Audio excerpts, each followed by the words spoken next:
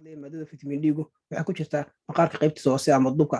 Dabeetana markay ku dhacaan falaadhaha cadceeddu waxay ka dhigtaa mid active ah oo markaa shaqaynaya. Taas markaa waxay qofka ka badbaadisaa vitamin D deficiency-ga ama markaa inuu ku yaraado. Dhinaca kale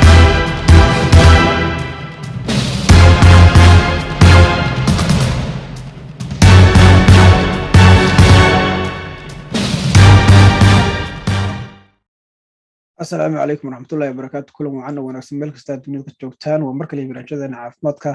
mawduuceennan ayaan si kooban waxaynu kusoo qaadan doonaa marka qofka uu ku yaraado vitamin D-gu qulqulka dhiiggiisa, xaaladda loo yaqaano vitamin D deficiency.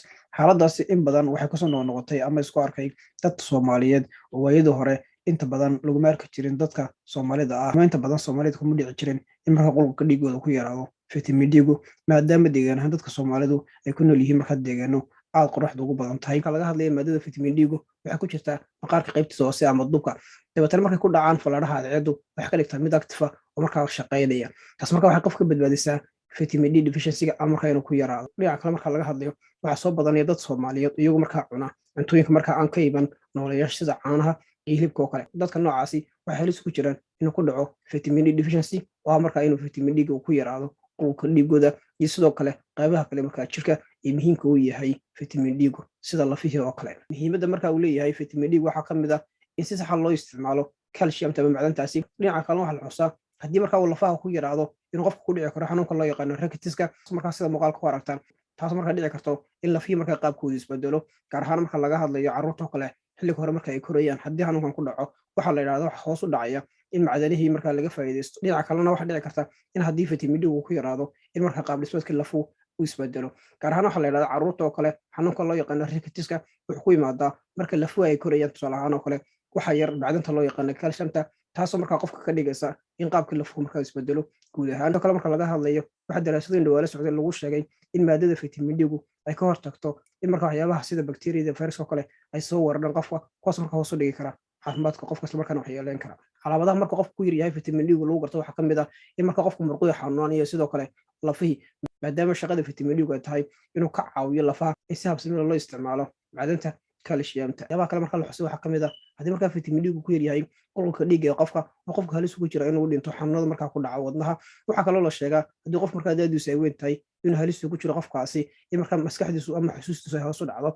waxyaabaha kale marka la xusay waxaa ka mid ah carruurta oo kale inay halis ugu jiraan inay ku dhacdo asamada ama xiiqda ama neefqabatiga, taasoo markaa aad u daran. iyo ugu dambeyd wuxuu qofka halis ugu jiraa inuu ku dhaco xanuunka loo yaqaano kansarka.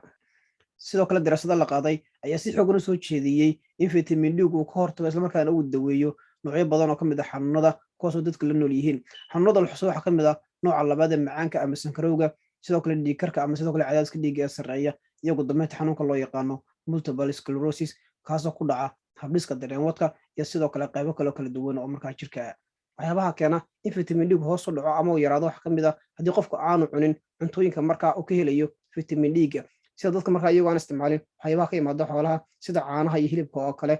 dadkaas marka wax khatar ugu jiraan in hoos u dhaco xaddiga vitamin D-ga ee markaa looga baahan yahay marka qofku caafimaadka qabo. waxyaabaha kale markaa keeni karaa in vitamin D-gu hoos u dhaco waxaa ka mid ah haddii marka qofku aanu cadceedda hoos u dhigan oo kale waxay ka mid tahay in markaa vitamin D-gu uu ku yaraan karo. waxyaabaha waxaa ka mid ah haddii qofku ku nool yahay meelaha qabow oo kale, haddii markaa dhar badan uu xidhan yahay. waxyaabaha kale ee markaa keeni kara in vitamin D-gu hoos u dhaco waxaa ka mid ah dadka markaa maqaarkoodu madow yahay.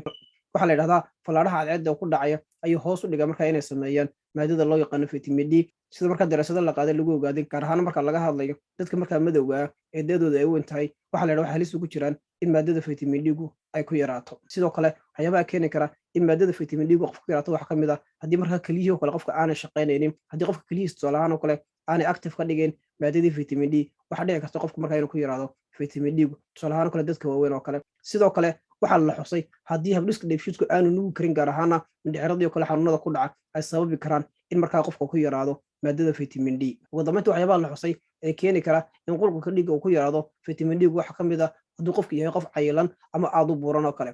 waxaa la sii daayaa unugyo badan oo markaa duxa kuwaasoo markaa burburiya vitamin D-ga. taasina waxay markaa hoos u dhigaysaa maadada vitamin D-ga. siyaabaha loo baadho marka laga hadlayo hababka loo baadho si loo ogaado heerka vitamin D-ga qofka waxaa laga qaadaya dhiiggaasu marka lagu ogaanayo heerka marka uu marayo vitamin D-giisu, hadduu markaa hooseeyo, hadduu dhexdhexaad yahay, iyo hadduu markaa uu joogo vitamin D-gu heerkii markaa looga baahnaa qof caafimaad qaba. tusaale ahaan hadduu yahay 25 ilaa 50 nanogram per milliliter waxay ka dhigan tahay qofkaasi inuu caafimaad qabo isla markaana vitamin D-giisu uu marayo heerkii looga baahnaa. Haddii se uu gaadho 12 nanogram per milliliter waxay ka dhigan tahay qofka vitamin D-giisu inuu hooseeyo isla markaana waxaa loogu yeerayaa vitamin D deficiency ama vitamin D-ga qofku waa uu hooseeya. Marka laga hadlayo siyaabaha loo daweeyo haddii aan sii raacino waxaa qofka looga baahan yahay inuu isticmaalo ama uu cuno cuntooyinka laga helo vitamin D-ga kuwaas markaa aynu sheegi doono. Waxaa kaloo ka mid ah in qofka la siiyo waxyaabaha markaa lagu taageero dawooyin marka qofku afka qaadanayo iyo sidoo kale qofkaasi inuu had iyo jeer uu ku dadaalo inuu cadceedda isu dhigo marka qofku ku nool yahay meel cadceeddu ay ku yar tahay inaanu qofku aanu daboolin maqaarkiisa ayaa talahaan lagu soo jeediyaa si marka qofku uga faa'iidaysto fallaadhaha cadceedda ee kooban ee markaa maqaarkiisa soo gaaraya kuwaasoo laga yaabo inay sare usoo qaadaan heerka marka vitamin D-ga kuwaas markaa qofka ka badbaadiya inuu ku dhaco vitamin D deficiency marka xaaladda loo yaqaano vitamin D yaraantu. Ugu dambeyntii waxaan kusoo gabagabeynayaa cuntooyinka sida gaarka looga helo vitamin D-ga. Cuntooyinka waxaa ka mid ah kalluunka ama malayga gaar ahaan marka laga hadlayo saliiddiisa iyo beerkiisa.